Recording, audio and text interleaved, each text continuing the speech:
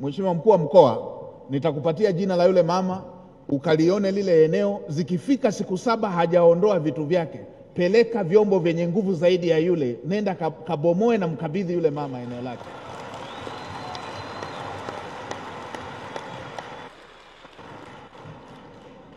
Hatuwezi tukaruhusu watu wanyonge wakawa wanaonewa namna hiyo na wale ambao wana nafasi, wana fedha na wanaweza wakaamini kwamba wanaweza wakapindisha kila kitu.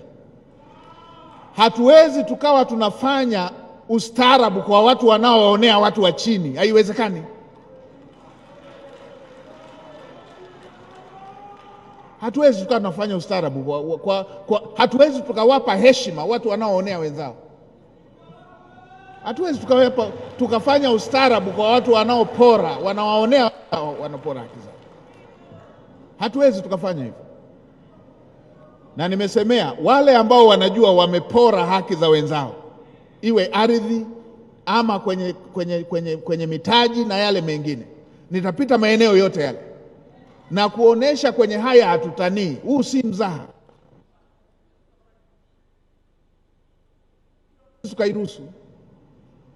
Kwa hiyo Mkuu wa Mkoa, nitakupa hilo jina, huyo apokee lile tangazo, ndani ya siku 7 aondoe vitu.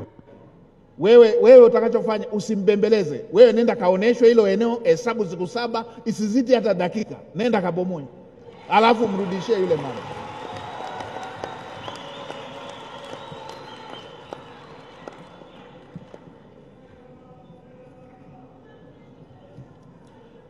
Kama yeye ni mbabe, afanye sasa ubabe huo dhidi ya serikali. Hilo jambo limeshatoka kwa yule mama, sasa liko serikalini.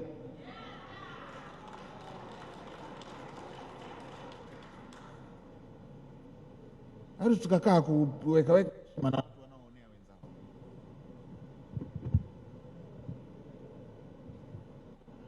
Na mimi niwaambieni, nilisema na siku ile, maadamu Mheshimiwa Rais ameonyesha mfano na mimi ndo amenituma kusimamia hizi shughuli, msikae kimya na mtu anayewaonea huku.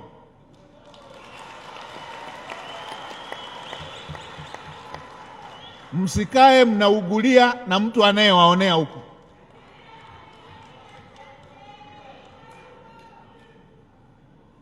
Msikae na mtu akakunyanyasa hapo na wewe huko nchini kwako, alafu kaendelea kuugulia hapo.